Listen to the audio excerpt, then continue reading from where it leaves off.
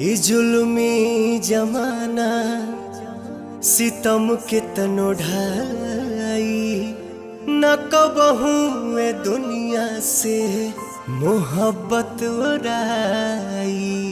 और जब रोग हो जे जानी उजानी कदर बेकदर के समझ में न आई।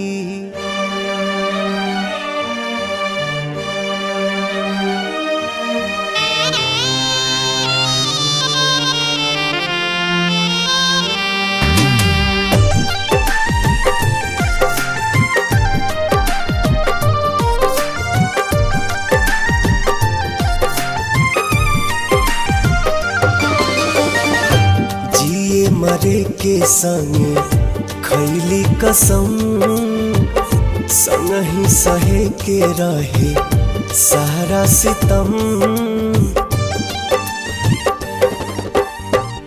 जिए मरे के संगे खैले कसम संग ही सहे के रहे सारा सितम। उहे जान भैली अनजान कहे पूछ के बतावा तनी चान। हे चान दूर कहे भैली हमर जान।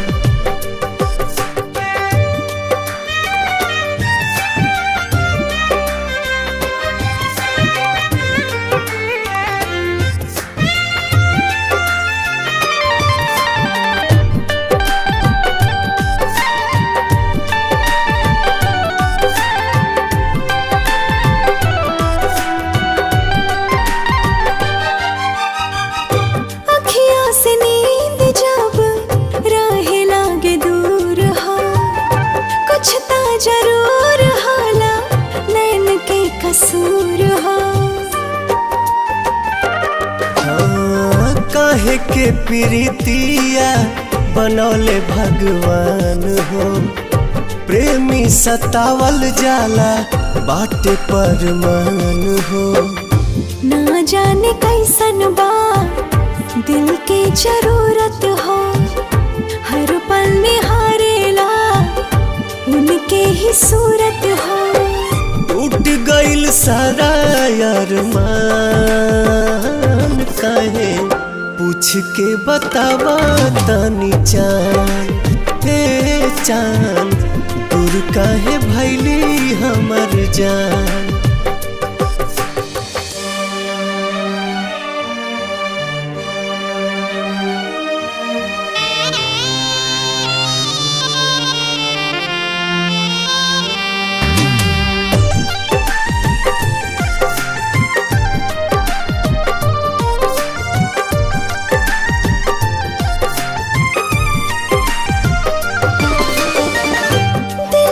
जरूरत होला सच्चा दिलदार के।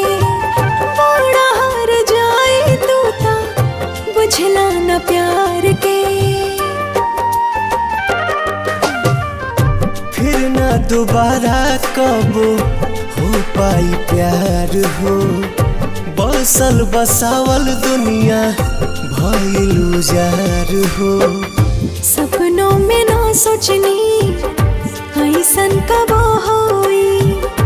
दिल भर के याद में अखियाँ कब रोई। घुट घुट के निकाले परान काहे पूछ के बतावा तनी चान। हे चान दूर काहे भैली हमर जान।